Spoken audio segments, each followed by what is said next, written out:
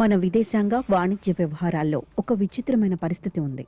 సరిహద్దుల్లో చైనాతో ఉద్రిక్తతలు కొనసాగుతున్నాయి. ఆక్సై చింగ్లో 38,000 చదరపు కిలోమీటర్ల భూమిని చైనా 60 ఏళ్లుగా ఆక్రమించుకుని కూర్చుంది. దాదాపు 80,000 చదరపు కిలోమీటర్లున్న అరుణాచల్ ప్రదేశ్ తనదే అంటోంది. దానిని దక్షిణ టిబెట్ అని వాదిస్తోంది. మరోవైపు భారత మార్కెట్లలో చైనా వస్తువులు కొండల కొద్దీ వచ్చి పడుతున్నాయి. 1980ల చివరి నాటి 1990ల ఆరంభం నాటి సంక్షోభం నుండి దేశాన్ని బయటపడేయడానికి పివి నరసింహారావు, మన్మోహన్ సింగ్ ద్వయం సరళీకృత ఆర్థిక విధానాలతో పాటు తూర్పుకు చూడండి అనే ఒక కొత్త ప్రాపంచిక దృక్పథాన్ని ముందుకు తెచ్చారు. లుక్ ఈస్ట్ అనేది కేవలం విదేశాంగ విధాన నినాదం కాదు. రష్యా, అమెరికాల మధ్య కోల్డ్ వార్ ముగిసి ప్రపంచం పునర్వ్యవస్థీకరణ ప్రక్రియలో ఉన్నప్పుడు భారతదేశం తన అస్తిత్వాన్ని చాటుకునే ప్రయత్నం ఇది. ఆసియా ఖండంలో భారత నాగరికత, సాంస్కృతిక, భౌగోళిక, రాజకీయార్థిక వ్యూహాల దిశను నిర్దేశించే పిలుపు ఇది. ప్రధానంగా తూర్పు, ఆగ్నేయాసియా దేశాలతో ప్రగాఢమైన అనుబంధాన్ని ఏర్పరచుకుని భారతదేశం ప్రపంచ పటం మీద ఒక ప్రధాన శక్తిగా ఎదగాలనే వ్యూహం ఈ పిలుపులో ఉంది. 19వ శతాబ్దంలో ఐరోపా, 20వ శతాబ్దంలో అమెరికా ప్రపంచ చోద శక్తులుగా కొనసాగాయి. 21వ శతాబ్దంలో తూర్పు ఆసియా ప్రపంచ చోదక శక్తిగా మారగలదని అప్పట్లో ఒక ఊహాగానం రేగింది. ఇండియాతో పాటు సింగపూర్, మలేషియా, థాయిలాండ్, ఇండోనేషియా, దక్షిణ కొరియా, జపాన్, చైనాలో అనూహ్యంగా శక్తిని పుంజుకుంటాయని అంచనాలు వేశారు. నరేంద్ర మోదీ ప్రధాని అయ్యాక లుక్ ఈస్ట్ను యాక్ట్ ఈస్ట్గా ప్రకటించి క్రియాశీలంగా మార్చేందుకు పూనుకున్నారు. ఇది కొన్ని ఫలితాలను ఇచ్చింది కూడా. దక్షిణాసియా దేశాల సంఘంలో ఇండియా ప్రాధాన్యత పెరిగింది. జపాన్ ఇండియాకు మద్దతుగా నిలిచింది.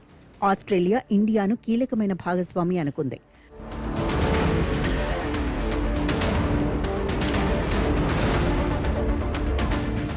అమెరికా అయితే చైనాను ఆసియా ఖండాన్ని దాటి విస్తరించకుండా నిలువరించాలంటే ఇండియాతో స్నేహం వ్యూహాత్మక అవసరమని భావించింది. ఇంతటి అనుకూల వాతావరణాన్ని ఇండియా పూర్తిగా వాడుకునేలోపు కొన్ని అనూహ్య పరిణామాలు జరిగాయి.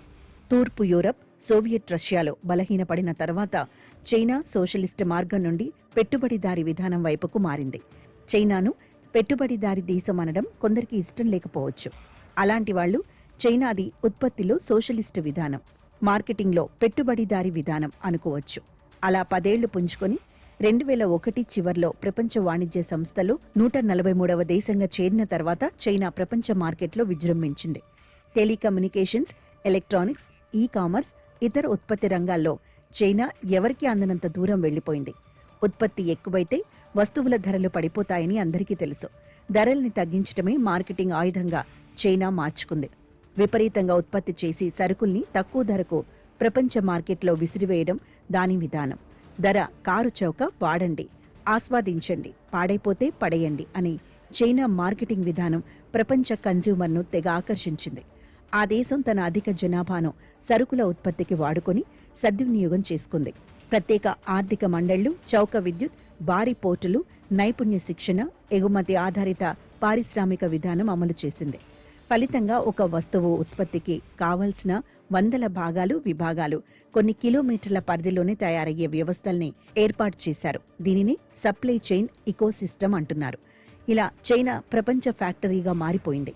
ఇప్పుడు జనాభాలో మన దేశం చైనాను అధిగమించింది. కానీ వస్తు ఉత్పత్తిలో చైనాతో పోలిస్తే చాలా వెనుకబడి ఉన్నా, ఏ దేశంలోనూ లేనంత యువతరం ఉన్నా వాళ్లను పారిశ్రామిక ఉత్పత్తి రంగంలో ఉపయోగించుకోలేకపోతున్నాం. మన దేశంలో రాజకీయ పార్టీల గెలుపు వ్యూహాలు యువతరాన్ని ఉత్పత్తికి దూరం చేస్తున్నాయి.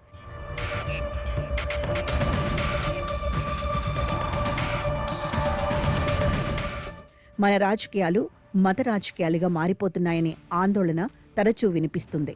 ఎన్నికల్లో లబ్ధి పొందాలంటే మత చీలికల్ని కొనసాగించక తప్పని పరిస్థితి.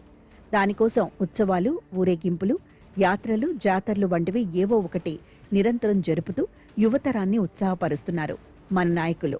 ఒకవైపు రాజకీయ రంగం తీరిక లేకుండా కార్యక్రమాలు జరుపుతుంటే, మరోవైపు మన ఫ్యాక్టరీ గొట్టాల నుండి పొగ రావడం లేదు. స్వంత ఉత్పత్తి పెద్దగా లేకపోవడంతో మన ఎగుమతులు తగ్గి దిగుమతులు పెరుగుతున్నాయి. ఫలితంగా రూపాయి విలువ పతనమవుతోంది. నిరుద్యోగమూ పెరుగుతోంది. సమీప భవిష్యత్తులో చైనా జీడీపీ అమెరికాను అధిగమించినా ఆశ్చర్యపోవాల్సిన పని లేదు. చైనా సరుకు ధర తక్కువ, అదే దాని మార్కెటింగ్ క్యాప్షన్. 2020 జూన్ నెలలో గాల్వాన్ లోయ వద్ద చైనా మన సరిహద్దుల్ని దాటే ప్రయత్నాలు చేయటంతో రెండు దేశాల మధ్య ఒక ఉద్రిక్త వాతావరణం నెలకొంది. ఆత్మనిర్భర్ తత్వం ముందుకు వచ్చింది. చైనా సరుకుల్ని బహిష్కరించండి అంటూ నినాదాలు చెలరేగాయి. ఇది కొంచెం అతిశయించి రోడ్ల పక్కన నూడిల్స్ అమ్ముకునే తోపుడు బండ్ల మీద కూడా దేశభక్తులు దాడులు చేశారు. టిక్టాక్ వంటి చైనా యాప్స్ను రద్దు చేశారు. ఓ 2-3 తర్వాత అందరూ అన్నీ మర్చిపోయారు. ఇప్పుడు మన దేశంలోని mobile phones, furniture, apparels, toys, electronics, computer parts మార్కెట్లన్నీ చైనా సరుకులతో కిటకిటలాడిపోతున్నాయి. ఆహార ధాన్యాలు, హార్టికల్చర్ ఉత్పత్తిలో ఇండియా ముందుంది అనే అభిప్రాయం ఉంది. ఆ రంగంలోనూ చైనా ఉత్పత్తులు ప్రవేశిస్తున్నాయి.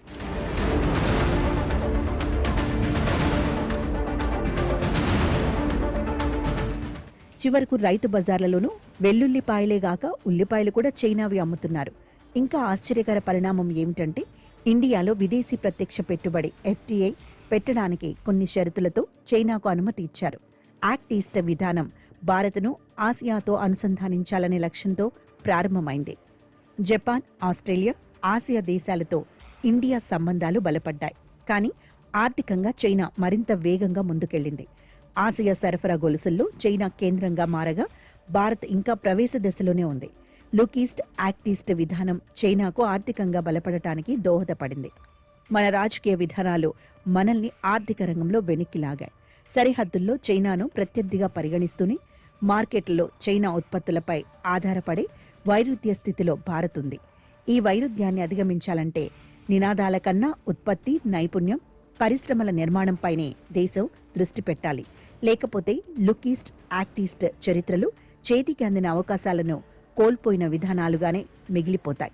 సరిహద్దుల్లో సైనిక శక్తితో చైనాను ఎదుర్కోవడం ఒక విషయం, మార్కెట్లో చైనా ఉత్పత్తులతో పోటీ పడటం మరో విషయం. మొదటి దానికి సైన్యం అవసరం, రెండో దానికి పరిశ్రమలు అవసరం. నినాదాలు, భావోద్వేగాలు, బహిష్కరణ పిలుపులు కొంతకాలం మాత్రమే పనిచేస్తాయి. కానీ ఉత్పత్తి, సాంకేతికత, నైపుణ్యం, ఉపాధి ఇవే ఒక దేశ ఆర్థిక సార్వభౌమాధికారానికి శాశ్వత పునాదులు అవుతాయి.